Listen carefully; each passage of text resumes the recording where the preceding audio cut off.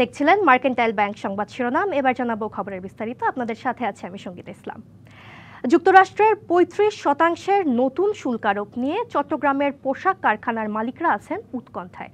যুক্তরাষ্ট্রে রপ্তানি হওয়া গার্মেন্টস পণ্যের ৬০% বেশি যায় চট্টগ্রাম থেকে। তাই শুল্ক হার পূর্ণ বিবেচনা না করলে ক্রেতা হারাবে অনেক প্রতিষ্ঠান। এমন পরিস্থিতিতে বিকল্প বাজার খোঁজায় নজর দিচ্ছেন পোশাক কারখানার মালিকরা, ব্যবসায়ীরা। বিশ্বে তৈরি পোশাক রপ্তানিতে চীনের পরেই রয়েছে বাংলাদেশ, যদিও বাংলাদেশের প্রধান প্রতিযোগী ভিয়েতনাম। গত বছর তৈরি পোশাক রপ্তানিতে বাংলাদেশের প্রবৃদ্ধি ছিল ১% কম। অন্যদিকে নিকটতম প্রতিযোগী ভিয়েতনামের প্রবৃদ্ধি ছিল ৯% বেশি।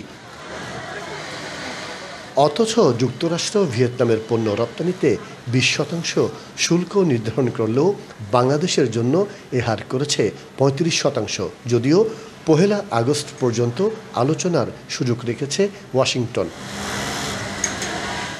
ঢাকার তুলনায় মার্কিন ক্রেতাদের সাথে বেশি ব্যবসা করে চট্টগ্রামের পোশাক কারখানাগুলো। এ অবস্থায় শুল্ক হারে ছাড় না পেলে তৈরি পোশাক রপ্তানিতে ধাক্কা খেতে পারে বাংলাদেশ। তাই এ নিয়ে উৎকণ্ঠায় পোশাক মালিকরা। এখানে আমরা শুধু এটাকে আর্ট বিজনেস হিসেবে চিন্তা করছি না, আমাদের পুরোপুরি পোশাক শিল্পের উপরে এটা একটা এফেক্ট পড়বে বলে আমি মনে করি। যুক্তরাষ্ট্রের বাজারটা যদি আমাদের জন্য বন্ধ হয়ে যায় অথবা কমে যায়, তাহলে কিন্তু এখানে প্রচুর ফ্যাক্টরি বন্ধ হয়ে যাবে এবং প্রচুর লোক চাকরি হারাবে। কারণ এই শূন্যতা সৃষ্টি করার মতো আমাদের বিকল্প বাজারে কোনো সৃষ্টি হয়নি। সানবিট সব দিবে সামাল।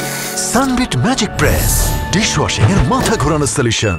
গেল ২৪-২৫ অর্থ বছরে বাংলাদেশ থেকে পোশাক রপ্তানি হয়েছে $৩৯.৩৪ বিলিয়ন। মোট রপ্তানির ১৯% বেশিই হয়েছে যুক্তরাষ্ট্রে। বিদ্যমান শুল্ক হার বহাল থাকলে বাংলাদেশ থেকে ক্রেতারা ভিয়েতনাম, ভারত, কম্বোডিয়া, পাকিস্তান বা ইন্দোনেশিয়ায় চলে যাবে এমন শঙ্কা ব্যবসায়ীদের। সরকারের উচিত রপ্তানি বাণিজ্যের সাথে যারা জড়িত আছে প্রাইভেট সেক্টর এবং আমাদের যে অর্থনীতির সাথে রিলেটেড যারা এক্সপার্টরা আছেন, যারা দীর্ঘদিন থেকে মার্কিন যুক্তরাষ্ট্র এবং ইউরোপিয়ান ইউনিয়নের সাথে ব্যবসা বাণিজ্যের এই নেগোসিয়েশনগুলির সাথে অভিজ্ঞ, ওনাদেরকে সাথে নিয়ে গুরুত্ব সহকারে অতি সত্বর এই নেগোসিয়েশনটাকে এগিয়ে নিয়ে যাওয়া এবং মার্কিন যুক্তরাষ্ট্রকে কনভিন্স করার উদ্যোগ নেওয়া।